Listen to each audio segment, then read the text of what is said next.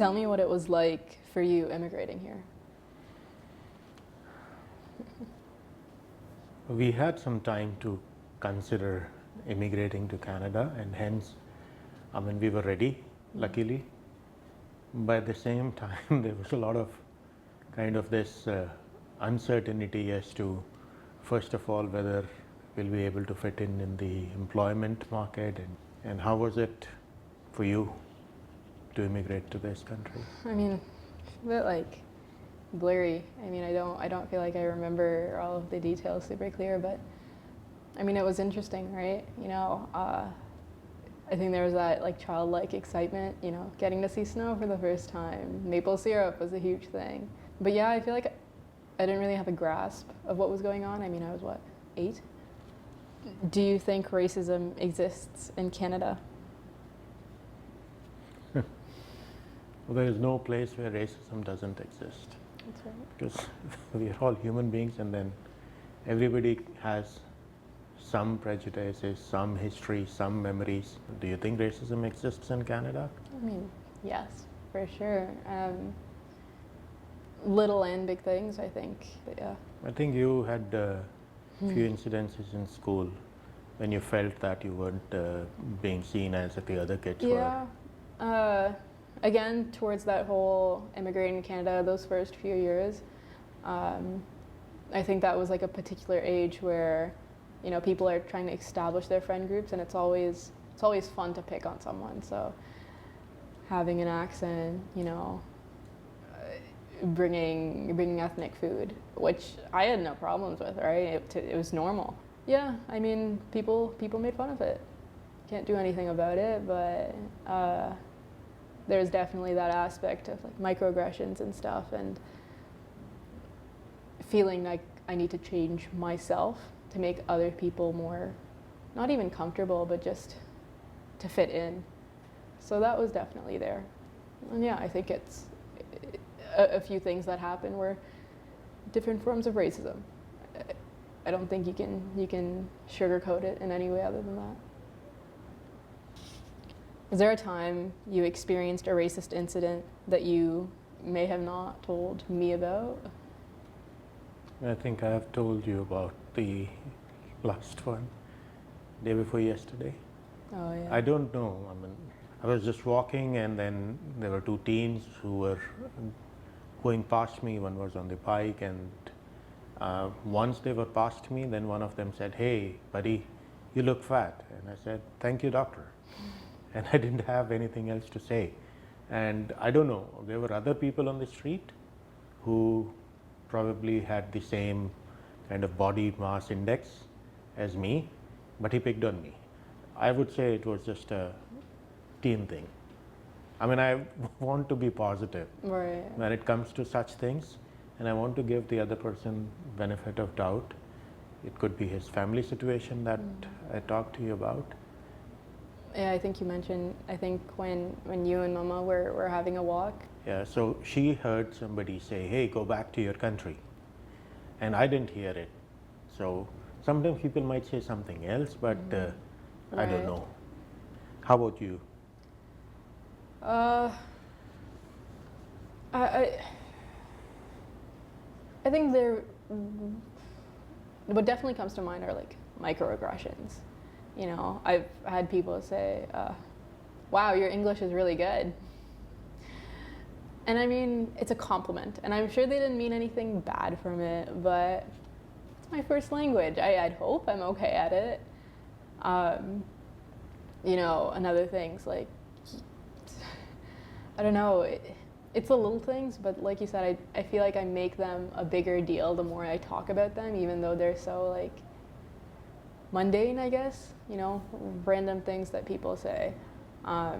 Grade 4, I think. Again, same year that we immigrated. I think I was eating an Aloo Paratha in class, and there was these like a bunch of guys that usually roam around, and they make fun and stuff. Not particularly with me, they're just like, you know, raking havoc in the class. Usual grade 4, but I was eating, and the guy just came over, one of the guys from the group.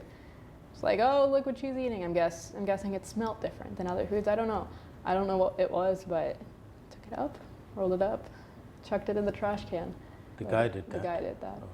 Oh. It was just something that, you kind of like shrug off, you move on, you don't really think about it. Yeah. Sometimes I feel sorry that I wasn't there when all these things were happening, I don't remember hearing about all these incidents in grade 4 or 5 or 6. I started to hear about them in grade 7 and 8 and 9, Yeah. I mean, sad. They're not things that I'd go home and like tell people about. You're a very resilient person, so let's move on. I'm sure. It's okay. Have you ever been ashamed of your identity? Yeah. Yeah. Pass me some. Yeah, sure. I didn't think I would need any. Oh, that's a loaded question. Okay, anyway, let's continue. Oh, you can use them. I think that's the first time I've seen you tear up. Yeah. No, I've not seen you share these experiences often.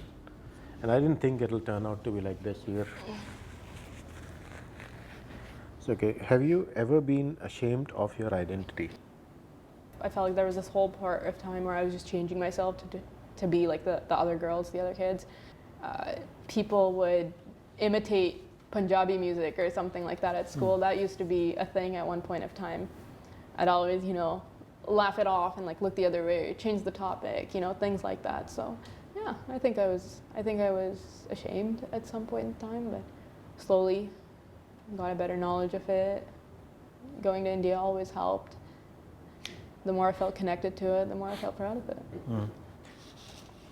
Did you ever regret our moving here? No. I think there were instances where I wished people around me were more like me, in the sense that they had differences. I wouldn't be the only one feeling out of place. But no, I don't. As time goes on, especially, like I like Canada. I like the experiences and I cherish them. Did you, or do you have any? Well, I don't. I could go skiing again, no problem. Fall down and get up again. And the only thing it's basically because how Mama feels like that. She feels she's too far from parents and family, the extended family.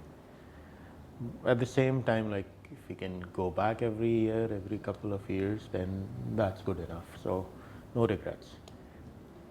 I think that's fair. I mean, for me, I think it's easier to be able to not have any regrets, just because you're moving away from your friends. Okay, make new friends. Like I have you, Mama and Naman, at home almost all the time, right? Like I don't know how you guys like moved halfway across the globe from like Nani, Nana, Dadu, Dadi, everyone. Are there things you've ever wanted to say but you think are a bit hard to talk about? Well, I am very much able to talk about the challenges that are there for new immigrants in the country. So I don't think I have ever shied away from talking about all these issues. I think one thing I'd want to tell you guys is thank you. Because we wouldn't have gained it if you guys didn't give different things up, right? And decided to make that move. And I think those experiences gained, right? Bad or not, I wouldn't be the same without them. You wouldn't, Mama wouldn't, Naman wouldn't. Love you. Love you too. Well, I want to tell you, Mansi, that whatever happens, if you ever need me to talk to, I am available, and I would be more than willing to travel to wherever you are to come and meet you to talk to you in person. I'm always here, whenever you need me. Thank you. And is there something that you'd like to tell me? I mean, yeah, I think I mentioned it earlier, but I don't even know if like you understand like the weight of what I mean when I say thank you. Like, it goes way beyond that simple definition of, oh yeah, thank you. You remember the stories I've told you about how my dad used to spend all the money that he used to earn in trying to give us a good education, to make sure that we were successful in our life. And it is the minimum that we can do. And if we have just done that, then that's enough for me. I mean, if you feel that you have gotten what you wanted to in terms of an opportunity to grow, education, freedom, then I think it's worth it. And you're always welcome. Love you. You too.